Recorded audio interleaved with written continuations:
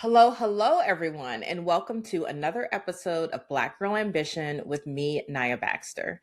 This is your go to space for community, empowerment, and practical tips to help you level up in your career and in all aspects of your life. Here, we have real conversations about navigating corporate careers, entrepreneurship, wellness, and Black womanhood. I like to describe this platform as equal parts executive level coffee chat meets sister circle meets motivational masterclass. And if you love the mission and the message, you know what to do. Be sure to rate, review, subscribe, and please share with a friend as well. Ambitious Black girls. I am very excited. Today, I am speaking with Chardiney Jackson. Chardiney and I are new friends. She reached out to me by email after finding this Black Girl Ambition platform and pitched herself as a guest. And after learning more about her, that became an easy yes. I am so happy to introduce you all to Chardiney today and to talk through her background and her ambitious Black womanhood. Chardiney is an executive, a leadership development strategist, an executive coach, an author, and former United States Air Force technical sergeant. Her career sits at the intersection of power, purpose, and precision. She has more than a decade of experience rising from analyst to vice president at JPMorgan Chase and leading leadership development initiatives across both corporate America and the Air Force Reserves. Chardiney understands firsthand what it takes to build influence, to navigate complex corporate environments, and to lead under pressure, all with great intentionality. She leads learning and leadership development at the University of Delaware, is a certified ICF coach, and partners with high performing professionals at every stage of their lives, from early career to the executive suite, to help them design what's next for themselves on purpose. At the core of her work is a deep belief in clarity, strategy, and in the courage to begin, a philosophy that she brings to life through her coaching and her pre-sale book, The Power to Begin. Today's conversation is going to dive into a couple different topics: Chardiney's coaching methodology and how she approaches strategic career planning to avoid drifting in life, navigating the isolation that can come with being a first generation leader, a first generation college grad, first generation achiever, just first gen. Practical strategies for navigating those tricky career situations where Black women can quickly go from pet to threat. And if you know, you know, and tapping in to design your next level and the power to begin. Chardiney, thank you so much for being here today. Thank you for having me. It's just so nice to be in that space. I told you I listened to your podcast and it was just like people who get me. I always have been a person that does the most and that has not died down. And so to find other Black women who just wake up every day like, what else can I do? What else can I do? And this could be better. And I could serve here. I could do more. So just to be here and have an opportunity to share my story, be able to give some help to help somebody feel like they're not alone is just such a blessing. Incredible. Yes, this is your space. This is your community and your tribe for sure. So I love to start these conversations at the very beginning and understanding a bit more about your early life influences and some of the experiences that shaped you.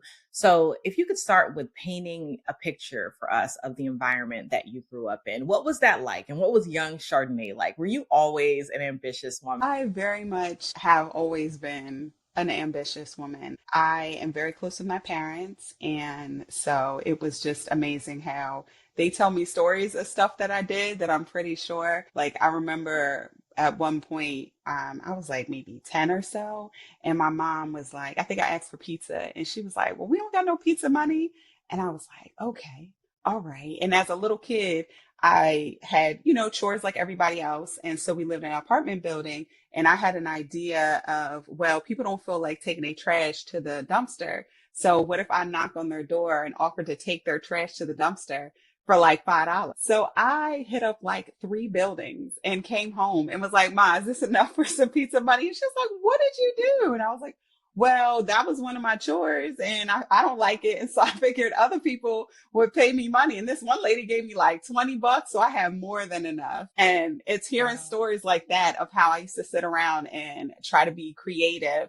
And being with my dad when I was 13 just was always, since I've known him, he's always been a hard worker. And so I remember being like, well, I want my own money, not because I need it, but it's just, I want my own. I want to figure out what that experience is like. And so I remember us being at McDonald's and I looked at him and I was like, are they hiring? I was like 13. And they were like, well, you could get a permit if your parent signs it, teacher signs it. And my dad was like, you want to work? And I was like, yeah. You work and they give you money and I'll find something to do with my money. And so I've been working since I was 13, 14. And it's just been something where I was curious and I wanted to get out there. And I'm glad that I've kept that energy since I was young. I truly love those stories. You were always entrepreneurial. You always had that grit and that spirit. So your family supported it. Yes. Were they instilling these early lessons around success and work and responsibility, or do you think that was sort of internal, innate to you? I feel like it was a little bit of both. My mom gave me this gift of optimism where she always says she gave me too much confidence since I was a kid that you could do it, you could figure it out. Always giving me strategies of when I was in school, make sure you're close with your teachers because one day you might need them and then they can help you. And so make sure they get to know you and you get to know them. So it's like I learned relationship building from my mom, and my dad was very much somebody who was like, do the hard work. And I got accepted to a school in Baltimore that was on the other side of town. And I had to get up, crack it on and take 2, 3 buses to get to my high school in Baltimore. And my dad was like, but it's a good school. So you're going to do what it takes to get there. And if I wasn't working and this was my schedule, I would help take you halfway, but I'm going to go do my job. You go do your piece. And so together, my mom got my mind right. My dad gave me the hustle. And together, that's always been in my mind of, positive thinking, growth mindset, and then this ain't fun, but you got to do it. I feel like that's really helped me along my journey. I'm smiling so big right now because it's insane how similar we are. I also started working at 13 years old and took 2, 3 buses to get to the better high school that was all the way across town. So you get it. Deeply, very deeply. So what internal stories about ambition or success or worth do you think that you absorbed early? I feel like to me, it was very much success of you never know what can happen. And putting yourself in the best situation was just something that has always been on my mind and in my heart of you may not see how that's going to happen. I've never had those narratives because it's always been for me, well, I'm going to put myself out there and I'm going to let the universe decide. But, I'm going to network. I'm going to talk to people. I'm going to try to start this new club. I'm going to try to apply for this opportunity. I've been blessed in so many ways where I just noticed that internal narrative has always been, why not? Or the worst thing you can say is no. That is the thing that I say a lot to people where I'm like, well, the worst thing they can say is no, but I'm going to send that email. I'm going to set up that meeting, put myself out there and never give them a chance. You don't have to say no to my face. The similarities continue. Like I always say, not to self-edit, not to take yourself out of the equation. Let's go for it. Let's pitch ourselves. Let's try and see where the opportunities are. And then if it comes back a no, then it's no, but you don't know unless you put yourself out there and try. It also seems like it comes back to that sense of kind of optimism and opportunity that your mother instilled in you very early too, which is a true gift. It really was something that when I look back at the major blessings that I've gotten of like, how did that work out? And it's like, well, instead of spiraling and packing up my bags and be like, well, that's not gonna work. It's let me try this one thing. Let me try this and that. So I got stories for days of people who helped me out, doors that opened where it was, well, we're going to say no to this, but we're thinking of offering you that. And it was, what? I didn't even think, but y'all thought, yes, I think I'm a perfect fit for that. Let's talk more. Yeah, let's talk more about that. That is amazing. So I want to get into your leadership and career growth as well. So you spent over 10 years at JP Morgan and you rose from an analyst all the way up to a vice president. What did that decade teach you about power and about performance and also navigating these corporate systems as a Black woman? Who gives me goosebumps. I grew up in JP Morgan and it gave me so Mm, much. And the best part of that story is the fact that I didn't even want to work there. My dad was the really? one who said they were hiring and I was trying to get out of my dad's house. And so I applied and I was just willing to consider it. And my dad was like, JP Morgan? Now you can move up the ranks. That's a good company. And I'm like, I never heard of them. We know everything in our early 20s and getting Mhm. in there and the people that I met, again, just being able to build relationships with people. I really was able to just see what I was capable of and you Mm, mimic good leadership, but then also the bad leadership. You learn from those things, those feelings. And corporate is not easy. It's not for everyone, but I felt like I constantly had seasons where I would tell myself, you can rise to the occasion. And I felt like I was able mm, to leave the best version of myself where I was stronger. I came in so naive. I love telling people how I used to go to Macy's and get these congresswoman suits that I thought I had to be this businesswoman. I was going to get my MBA to validate me in this space and to realize that's not what I wanted and get my degree in communications, which were benefits from corporate.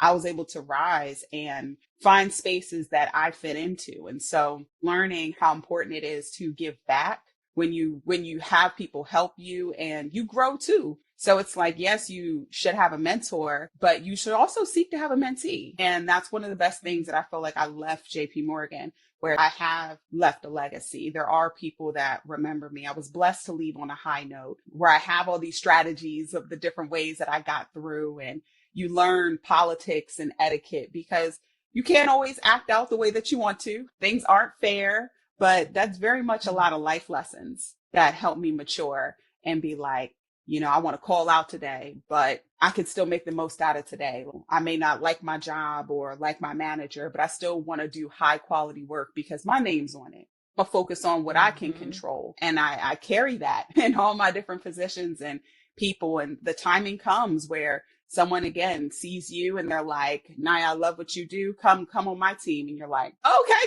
cool. And you're glad that you toughed it through that season. So all of Yeah. those different things were so helpful. Yeah. Yeah. You've really packed a lot of experiences that definitely resonate when it comes to navigating corporate and the benefits, the trade offs, the growth as well that can come with those experiences. But it is absolutely not easy and it's not for everyone. I want to talk about because 10 years is a long time. Analyst to VP, those you started in a very different place Yeah. than where you ended up. And there was a lot of obviously growth, responsibility that comes with excelling in your roles like that. You've described being at the top of your game professionally, but then also carrying these personal trade-offs when you were at JP Morgan. I'm curious, what was the cost of success during that season in your life and career? Man, it was interesting because yeah, it started off. I love being single Chardonnay analyst where I could put in the extra hours. It was just about me. My We bonuses remember the were time. me. And then it was okay, now I'm with somebody, I'm married, and we're planning this wedding, we're trying to make these moves. And then it's like, oh, now I'm a mom. And I was a mom through COVID. Oh, Mm, that was very challenging making that transition because when COVID happened, I had just came back from maternity leave. My daughter was born in 2020. So as I returned back to work, I was a senior associate and I left top of my game. And so coming back with postpartum and COVID and a baby yeah. Yeah. That's a was lot. really tough. And my baby wasn't sleeping. And so I was getting really harsh feedback of you're not detail oriented, the team is suffering. That felt horrible to experience. Mm, And I internalized a lot of that. Not only am I maybe about to lose my job, but I'm losing my reputation. And so, God willing, finding a way through that to get into my new identity as a mother and a working mom it was a blessing to get back into finding my voice and having my best practices and kind of get reoriented to be able to start taking more ownership. And because then as you rise up, you're delegating more, you are trying to be more strategic with your time and your projects, and you're trying to influence, and you're trying to build a platform, you're trying to get sponsorship. And so you're part of different committees and you're doing a lot of extras. And so your time management is not just like it was in the beginning where it was, oh, Chardiney, I need you to do this task. It was, you got to strategize for next quarter, and you got to be preparing and meeting with people and juggling all these balls. And it was very challenging once I got to vice president, and now I'm traveling. Now they need me at a higher level, and there's less people to pass it off to. If I'm sick and I'm the it person, oh, do I have a plan for that? You got to push through that. And again, having a family, not being able to be here, leaning on my community, missing just being on the couch, hanging with my husband because I'm in California, and trying to FaceTime in the back of an Uber with my daughter while I'm in Ohio, trying to explain why our team is the best for this and that so we can get the next opportunity. All of that started to become I was enjoying that. I felt I was finally validated, getting everything I worked for, everything that I deserved.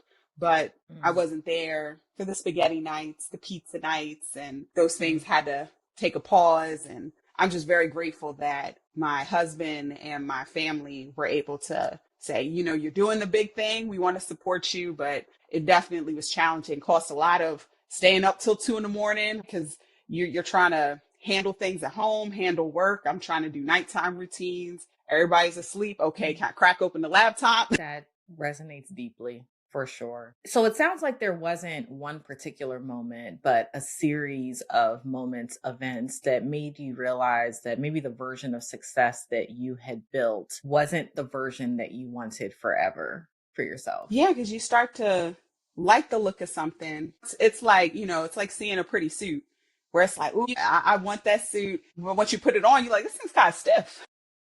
You try to sit down in it, you're like, this ain't too comfortable. But everybody's like, girl, you look cute. It's nice. But I think that was the blessing, to start sitting back and feeling like I was empowered by my own voice of, I'm going to trust myself to build out the life that I want. What would I want my mornings to look like? What would I want my afternoons to look like? If I had that, then how would I meal prep? How would I exercise? I do homework nights with my daughter now. I didn't always have that flexibility. I wasn't always going to be here. But I remember sitting back and being like, every now and then I want to do certain things with my husband in the evenings. I want to hear about his day. I'm going to be intentional. Right. But when you're doing one day at a time, you really don't have that. And so it very much became a thing of feeling empowered enough to sit back and saying, what do I design my life to be, rather than what I see. Exactly. And in making that decision around redesigning the life that you want, you made a move from JPMorgan to the University of Delaware. Do you want to talk a bit about that? Yes. And I will say that is very much a blessing. Again, putting things into the universe. I remember being in New York in this gorgeous hotel room and just being like, I wish my baby was with me.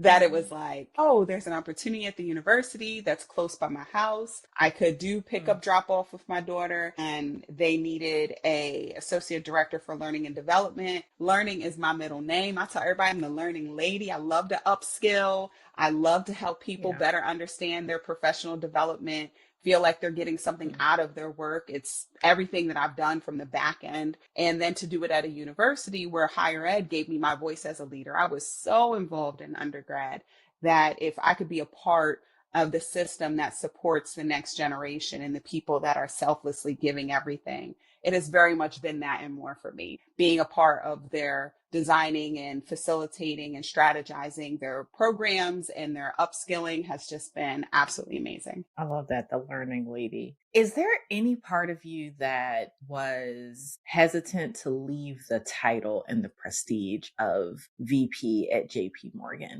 even though it didn't feel like it fit anymore?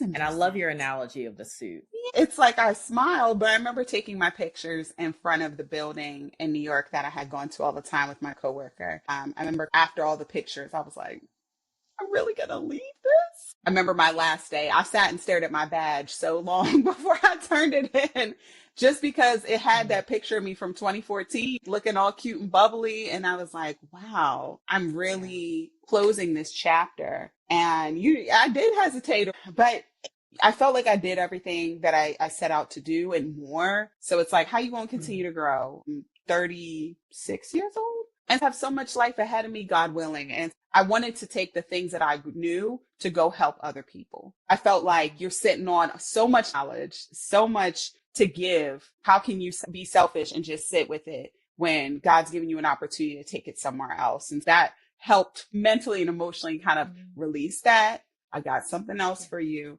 But that Yeah. human nature, yes, I was like, I don't want to let Yes, the go. ego.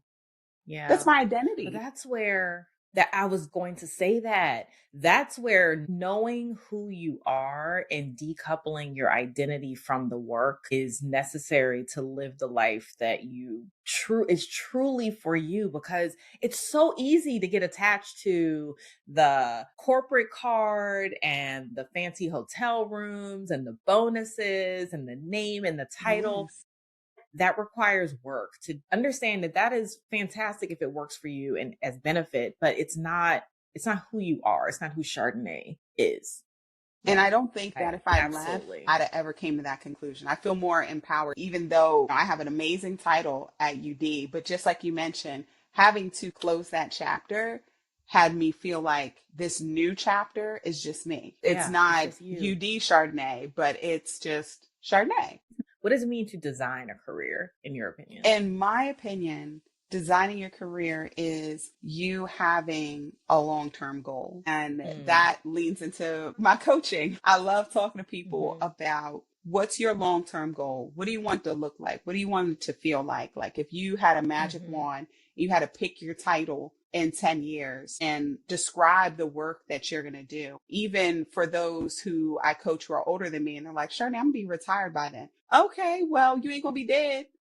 At your retirement party, what kind of speech do you see yourself delivering? Who's in the audience? What are they getting up and Yeah. praising you for because you help create, you help do? Mm. And when you take Mhm. that vision, you're working backwards. And Mm. that's how Mm. I was able to get every promotion at JP. Nobody gave me a promotion. No one said, Chardonnay, here you go, you deserve it. It was very much me saying, Mm. no, I deserve that next step because these are the stretch assignments that I've done. These are the skills that I've done. These are the people that I know who have done that, that I shadowed, that I've supported. I put in the work.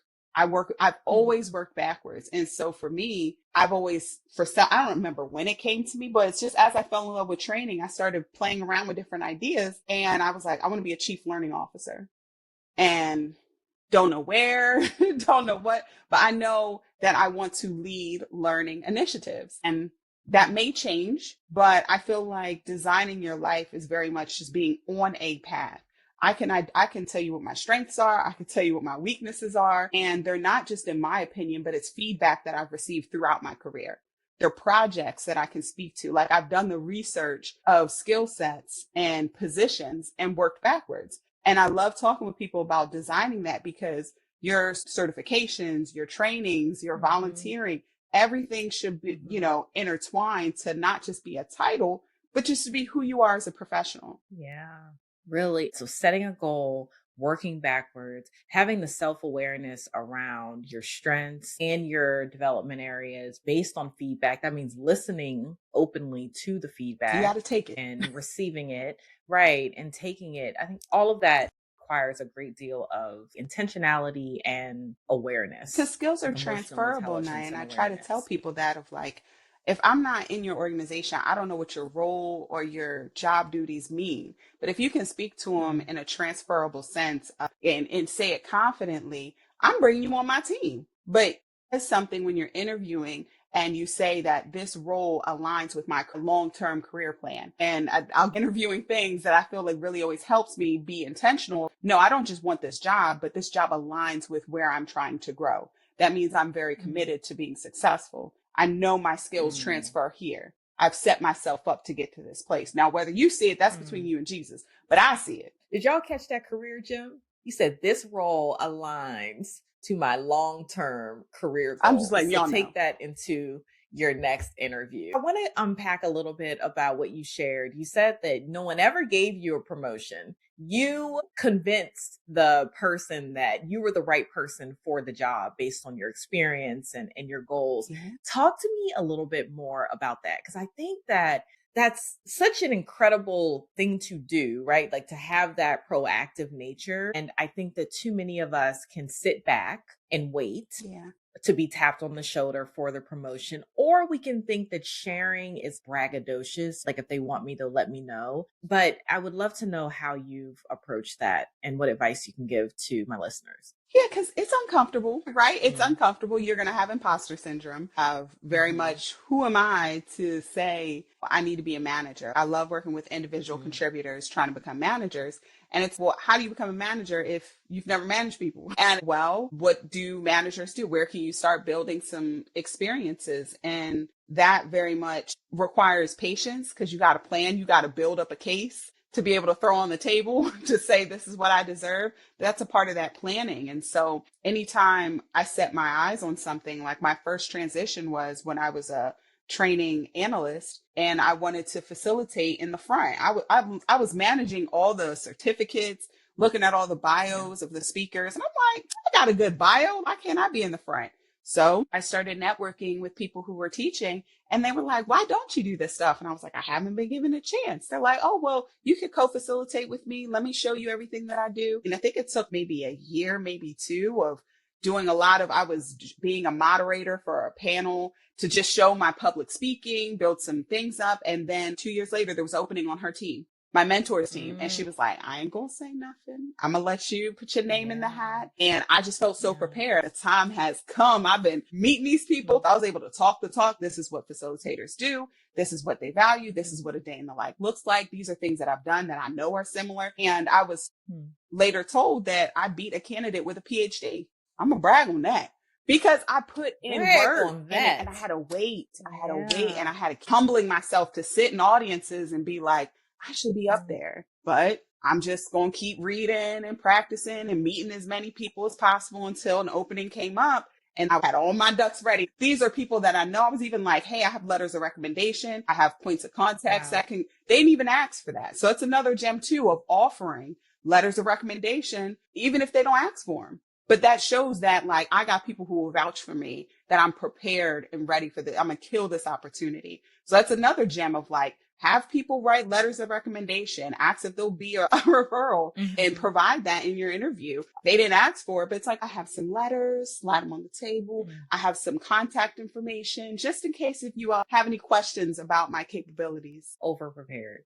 You're over prepared. Yeah. So I want to translate that to, because you're also an executive coach, an ICF certified coach, and you support early career professionals, mid-level and executive professionals. And I'm curious how their challenges evolve over the years and where do people get stuck most of the time? A lot of people get stuck in their mind. We are our biggest critics. I don't care how old you are. I Chardonnay, don't care how much money look. you make. It has been such a like, I don't want to tell you, but I'd Yeah. be like, I Yeah. just heard this from my Yeah. last session from someone, who could be your mother. I just heard that from someone who could be your daughter. Same thing. You know what? I just never thought of that. And it's like, why not? Yeah. And it's like, they're believing these narratives. And so it's that very much that confidence, it's that imposter syndrome, why me? The most amazing people sometimes in your personal life can just have you mentally not able to focus and be present. Really hard sometimes where people can get fixated on the roadblocks of this person doesn't like me and this person, they did this to me. And yes, I'll listen, but I'm not your therapist. And that's what I Mm. kindly, may I interrupt? May I interrupt? You said in this Mhm. session, you wanted to talk about how you were going to find your next position. Yes, you're unhappy. Right. Now what? What are Right. we going to do Right. about And it? how do we get out of that? Design yourself out of that. Every Yeah. stage, I find it's a lot of people realizing in coaching, we call it going from reactive to creative. Sometimes people Mm. aren't ready to get to that creative state. And that's okay. As a coach, we Mhm. do not marry ourselves to results. Like Hmm. Where you are is where you are, but sometimes you're just reacting to things and you're not in a space to recognize you can be creative. And once you get to a creative space is when you start being innovative. We had our initial call. You were sharing some of the things that like you like to focus on with early career professionals. Was it exposure and then mid-level was something and then executive? It's like for each Yes. level, there's a So yes, it's like for the early careers, it's like getting your foot in the door. That's okay. what it was. Yeah. So it's like that's what you're trying to do. You're trying to get your foot in the door, make sure people Mhm. know you, make sure they know your story, get an opportunity to tell your story, to share what your vision is, where you have transferable skills, and then that mid-level career is very much showing your potential. So it's very similar of like getting your foot in the door, but then it's like getting a seat at the table because you want that you're not just a person that could do the work, but you can oversee and that you can manage other people to create success. And then when it's like, now you got a seat at the table. Now what? Now what do you want to do? Because at that level, it's like you have power and influence, but you can cruise control, right? You could focus on home. But it's what do you want to do at this point? Do you want to become a board member? What do you want your legacy to be? Do you want to go to a more challenging environment or do you want to step back and have more control? What kind of things are you frustrated about that you want to leave behind and find another industry? Do you want to do an entrepreneur? I'll see that sometimes of people be in a space where they have seniority and expertise. So now they want to kind of run their own show. Okay, what does that look like? And so those are different spaces of like, whether it's figuring out how you're going to get that internship or going through your network, who can you have some cold calls with and get to meet, who can be your mentor to, okay, now you want to be able to kind of show how you can get a seat at the table. You need to be able to get out there and volunteer to show people you're a leader. Are you part of committees? Are you part of nonprofits? Like, do you show that you are a person that understands the bigger picture? And so there's so many different things that can be helpful when somebody's like, well, I know I can do the job, but who else knows? But who else knows you can do the job? And if nobody knows that you can do it right now, let's make you some new friends going to these events. Now it's like, what industry do you want to be in? What kind of work do you want to do? You need to meet people, and people are so surprised when they find out that people will create roles for you. You I can don't tell think them we know that exactly enough. what you want to Yes. do and what you don't want to do. Okay, well, now we'll go ahead and take that off your plate. But this is what we need. And if you need this, we can make sure. But if you don't ask, you're just going to take. Or know what you want and don't want. Yeah. So you talk about building these 10-year visions and resiliency plans. Why do you think, or what goes into that? Because 10 years seems like a really long time. And where do you account for flexibility and like that long-term thinking? You got to put it everywhere. Flexibility is where we start. Mm. Because it's so hard sometimes to envision what the future looks like. I had a great mentor who told me once, Chardiney, I had gotten a really great job at the time. I had gotten my program manager position. I was so excited. And I had got my master's degree, like, I think like a month. It was like I got the new job and I got my master's degree. And I was like, oh, my vision board is done. I don't know where to go from here. And she was like, the jobs that exist today didn't exist 5 years ago.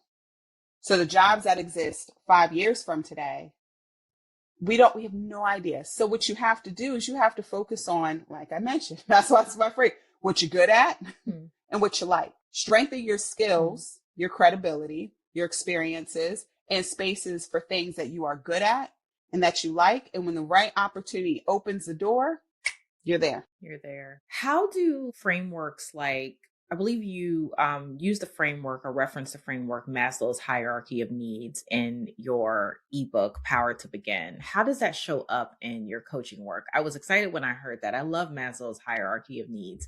If you could explain a little bit about what that is and how it shows up in your framework. Yeah, it's very much making sure that we recognize, and I like talking about it in a sense of motivation because it helps make sense of my life of like, well, if you are in an unstable home position, maybe your roommates, or maybe it's your boyfriend's flaky, or whether your parents getting on your nerves, right? And you're like, man, why am I so distracted? Why am I struggling so much? Well, your home, your stability, the roof over your head. If we look at finances, if your finances aren't together, and you're living paycheck to paycheck, or you're having some financial struggles, well, guess what? If you're trying to think of your 10-year plan, you're trying to take care of today. And Right. relationships Survival. and love and belonging is in there. And so if you have chaos there, then all of these things that, again, once they have that stability, you find that people have this sense of self-worth. They have this stability. They have this focus. They have this drive because they're provided for with their roof, their finances. They have a sense of belonging. Then they feel like they can be more creative, they could be more innovative. And so I love going back to Maslow's hierarchy of needs, because when I think of the times in my life that were the most chaotic for whatever reason, it was like my need wasn't One of being those met. Something foundational was messed things. up. And I love talking about that, because then I feel like I just want people to give themselves grace. That is like the biggest thing. Before I go on to heaven and see the Lord, I always tell people, and I say that in my trainings, was just like, I hope that you left today giving yourself a little bit more grace, that you're doing the best you can with what you have in the season that you're in. Because you may think you're supposed to be in a different season, but guess what? Today, this is where you are. Right. It makes sense why your book is called The Power to Begin. You're extremely ambitious. You do a lot. You recently told me about accepting a promotion in your role at the Air Force. And I am just curious how you do all of these things. You're an author, you have an ebook, you're an executive coach, you have a corporate career, you're a mother and a wife. When I think about Maslow's hierarchy and the foundational elements of sustaining ourselves, I think about wellness too. And so what does that look like for you? Yes. I always love telling people it's honoring, again, acknowledging the season you're in, as you can't be a superstar in everything, everywhere, be a top player at my job and my civilian job and the military, and be number one wife, and be number one mom, and be the most fit, baddest body. It's not happening. So knowing myself, and, we work to have a life. You enjoy, if you think of like your best moments in life, for me, they have been on family vacations. They have been my husband. They've been with my grandfather, with my father. Like, my family is my everything, and I need to be here for them. And I can't let my ambition put me in predicaments like it has, just working too hard. I think, and as Black women, and we have these moments where our health may hit a bad place, you can't just let that stay in the past. And I think that's one of the biggest things, is if you've had a health scare moment, remember that. If the doctor said, get blood work, come back in 2 weeks, come back in 2 weeks. If they had to increase your blood pressure medicine, take that medicine. Don't be too prideful. We got to sustain. And so it's literally, I have a 9:30 reminder in my phone that says, take your medication. That goes off every day, because I know I normally take my vitamins and things with my breakfast. And so like something small like that, to me, is always like, make sure my pill case is full. Cause especially if I know my week's going to be busy, girl, make sure you got all them vitamins, make sure you got all your things. It's like making small goals of, am I going to try to hit the gym 3 times a week? Looking at my schedule, when can I do it? Is that a morning or is that a night hustle? Being agile is how I stay resilient. It was Michelle Obama during one of her book tours. She was like, you can have it all, just not at the same time. Yep.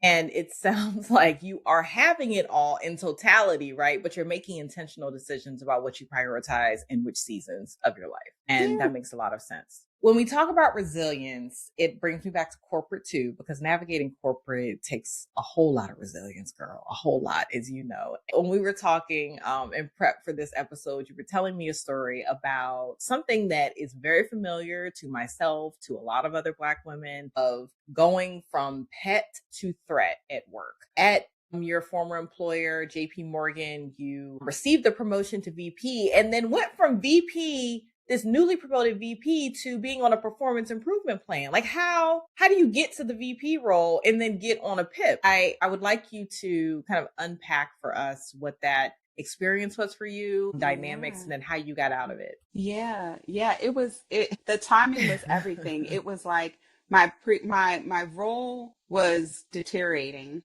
as the whole pet to threat thing happened. And then I put my name in the hat for the VP position and got it.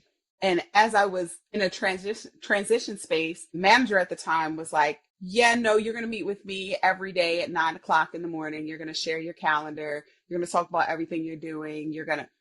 I was like, this is the manager who was micromanaging you when you went from, you started out in a good place, right?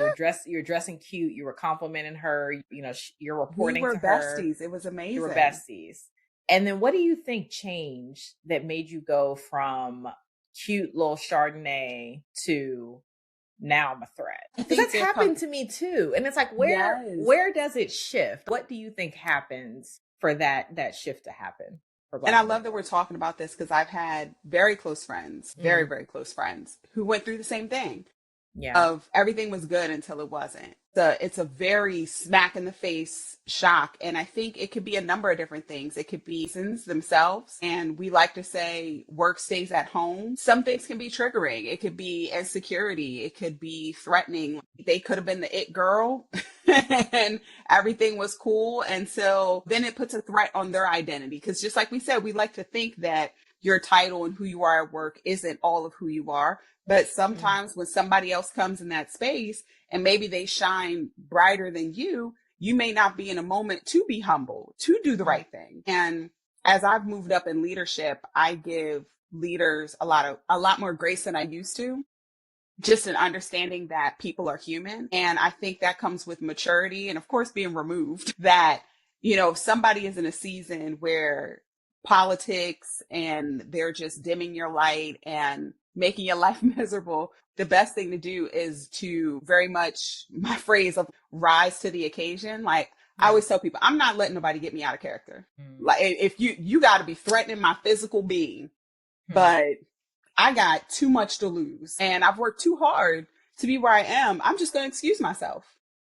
I'm blessed with a lot of patience. So like just personally, those moments where I was challenged, I just say it's really not personal because if yeah. somebody is picking on you in the office at work, they probably doing it to someone else. And I Right. also think that is a lot of grace. You've extended a lot of grace. Really at the end of the day, you don't feel like it in the moment, Yeah. but what's meant to Ultimately, be. it will be okay. I also think it's grounded in, when that happens, it's grounded in a lot of jealousy as well, and insecurity, or what I see. So I want to, for those who don't know, I want to give the proper definition of pet to threat theory. So this was one that was coined by Dr. Keisha Thomas, and she describes a workplace pattern where Black women and sometimes other underrepresented women are initially welcomed as pets or promising newcomers, but become perceived as threats as their competence and influence grow, leading to isolation, microaggressions, and sabotage.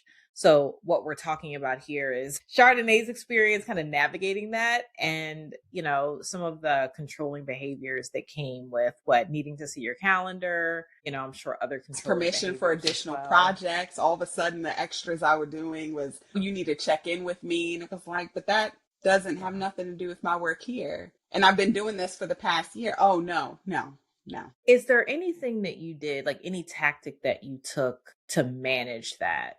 Was it a let me manage this and improve it, or let me just get out?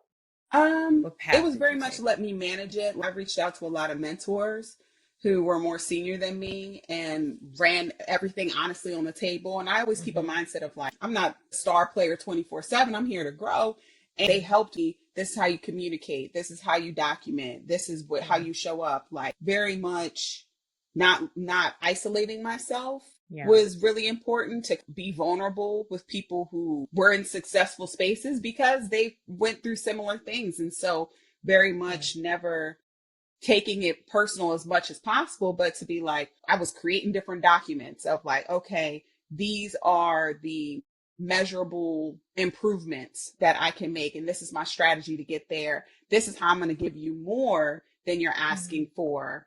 This is how I'm going to shift my focus. I'm just going to keep rising to the occasion. Also, I always keep my opportunities open for the next positions. And so it wasn't very much only, hey, I got to get out of here, but Yeah. it's like, hey, maybe I might be better used somewhere else.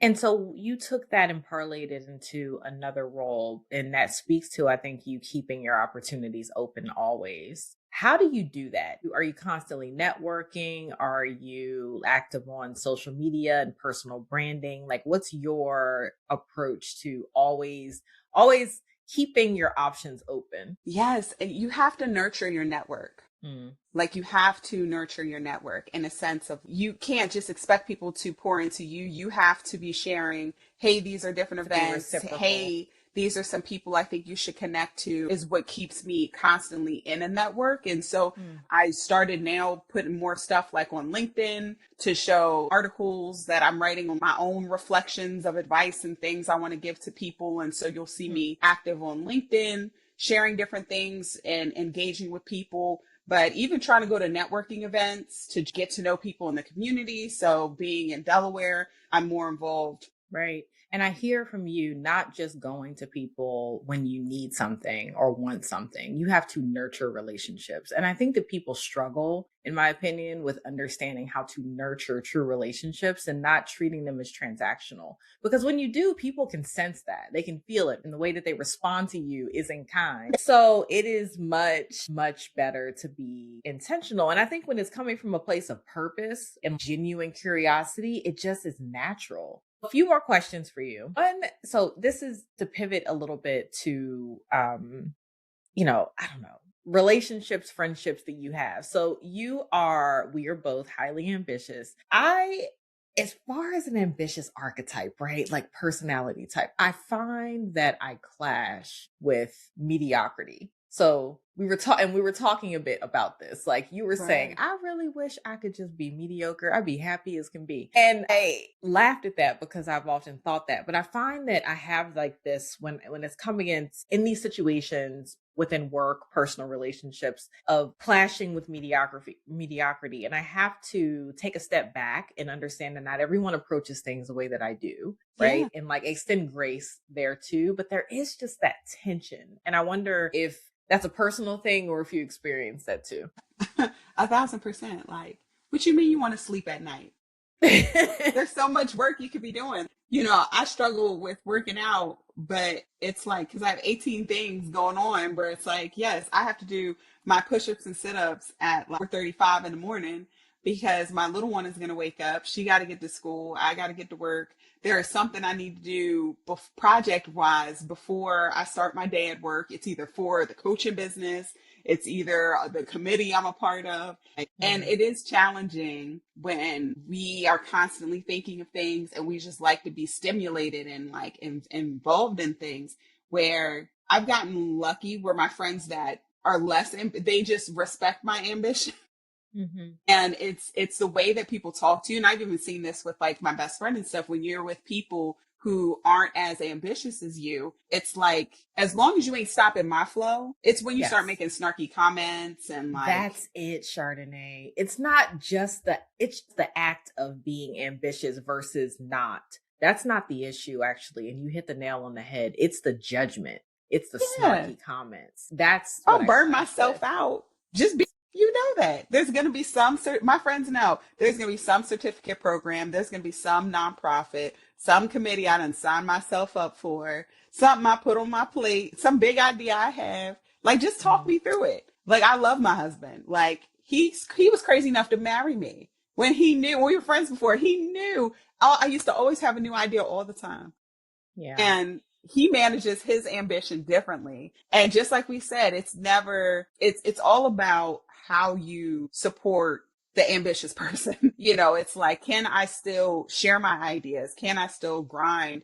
And you express your concerns in a Mm-hmm. good way, because we have to be very careful of the people around us, because if, that's when you got to go. If you're going to slow me down, if you're going to make my life already complicated, like, we're just very creative, we're very Yeah. dedicated, it's just not going to work. So I found definitely since college people who are like, you're doing the most. And I was like, but you're not doing enough. Like, Yeah. now we got to go. Now we got to go here. I don't want to go there. Yeah. And Yeah. that's where it's like, now you take me on my character. I wish you well, but like day to day, me and you are just it's not gonna work. So you're Yeah. not alone in that. Yes. Pouring into those who pour into me is right. What do you think all of that desire to achieve is grounded in?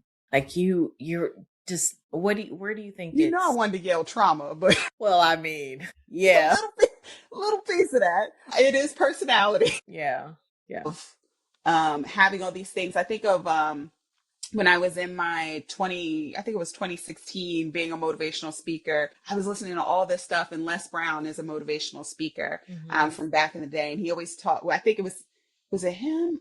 Well, yeah, I think it was him that started this concept of like, oh, and I know Denzel Washington has said it, that like you Mm. never see a hearse. I never see a U-Haul behind a hearse. And I think Les Brown was the one who had said that, the graveyard is filled of dreams that were never fulfilled, all the books that weren't written, all the Mm. songs that were never sung. And like between the two of them, those type of thoughts, I think, live within people like us of just, I don't know, we just have all these things. And when we go to bed at night, it's like, let me just grab my notes app. That's us. It's like you're in my head. And to help myself sleep, I have found a tactic is before I go to bed, I'll either open my phone and jot down ideas in my head on my in my notes app, or I'll just take a pen and paper and write them out. Because otherwise they will keep me up at night trying to Yes. solve them and think about the next step. So writing them down helps just to put it out of my mind, at least for the night. Listen, I tell Yeah. my friends and family, when I die, please put me in satin pajamas and fuzzy slippers because I'm done. I'm done. Everybody like, I was like, I don't have a date to when I'm like, listen, if it's tomorrow, whenever the Lord calls me home, you put me in the comfiest silk because I have worked every 24 hours. I have no regrets. I have lived as much as I could live, and that is a Huh. blessing. Huh. So, as we wrap up today, any other advice or thoughts that you'd like to leave the Black Girl Ambition audience with? I just want to encourage all Black women to just be kind to yourself. We are so hard on ourselves because we want to do everything. Just because you have an idea or an opportunity, and if you don't pursue it, if you don't move it forward, you are still amazing. We don't need 18 degrees. We don't need to be the CEOs. If you have one amazing degree that you busted your butt for, if you are the secretary and you're just trying to find a way out, listen, you are appreciated. You are amazing. I think more conversations about maybe lingering in seasons. And we were talking about this. It's just like, sit Mhm. down, not necessarily maybe the soft life, but grind hard, but also be present. Mhm. That's what I feel like I want to encourage women. We have wonderful family and friends around us who in seasons we neglect to get what we need, Yeah, but definitely give yourself grace is my biggest message. that's fantastic. I, What is next for you? I think only the Lord knows what's next. I Yeah. got my hand raised. I got my foot in some doors. I am trying to get into more spaces to have conversations that matter about people just trying to get themselves out of their comfort zone. Like I told you, I love being the learning lady to Mm-hmm. encourage people to strive to become the best versions of themselves. So any space like The Power to Begin, my ebook, is something that I encourage people to try to take a look at. I ain't gonna tell you buy it, but just take a look. I want people to find the courage to just get out of their comfort zone. I want Mm-hmm. people to build their confidence. Confidence comes from those failures. Because it's like Yes. once the building crumbles all around you and you look up and you still there, you are unstoppable. Because then you walk around like, I'll be all right. A couple rocks hit me, but I'm okay. Like I'm Yeah. trying to go into any space to just share my knowledge, share my story so people can just see the transparency and the authenticity. So Mm-hmm. that's at my job, that's in the military, that is through coaching, that is through my book. And so I'm just trying to share my voice because I finally personally feel like I have squished my imposter syndrome. And I just want to create safe spaces for people to share their fears, to ask me questions. So what's next? The Lord only knows, but I'm just here to be confident in my journey and show up. Yes, girl. So, Chardonnay, where can my listeners find you if they want to purchase your ebook? And where can they find you if they're interested in maybe becoming a coaching client? Yes. So Elite Leaders CC is where you can find my website. You can find us on social media. If you want to stalk me, that's fine. I'm like one of the only Chardonnays out there. Googling eliteleaderscc.com. That's where you can find the website. I'm on LinkedIn. The business is on LinkedIn. And so whether you reach out to me and you're curious for a link to the book, I think if you go into Amazon right now, like I said, it's the pre-sale and it's the ebook right now. People were able to find it through Kindle for The Power to Begin. You can get the pre-sale and it's connected to everything. And so If you are feeling what I'm saying, if you want to have more conversations, my Instagram is the Chardiney. And if you go to the business, we're on Instagram as Elite Leaders CC. And that's Facebook and the LinkedIn and all that stuff. My final question for you, Chardiney Jackson, what is your greatest ambition in life? My greatest ambition is to be a good mom. My stink is my everything. As you can see around, my daughter is my everything. And that is something, the child determines. So I love rising to the occasion every day because she needs me in different spaces, different capacities. That is my greatest accomplishment and goal. Well, thank you so much for being here. It was really a pleasure speaking with you. Thank you for having me. So that is a wrap. Thanks for tuning in to this week's episode. Be sure to hit the subscribe button and join me again next week for another great conversation with a special guest. And remember, your ambition is your superpower. Keep dreaming big, building out loud, and living fully. Until next time, stay ambitious. Overzealous when I'm thinking about the cash flow. I never had no handouts, just came natural. I've been testing so much, all these wrestlers nice.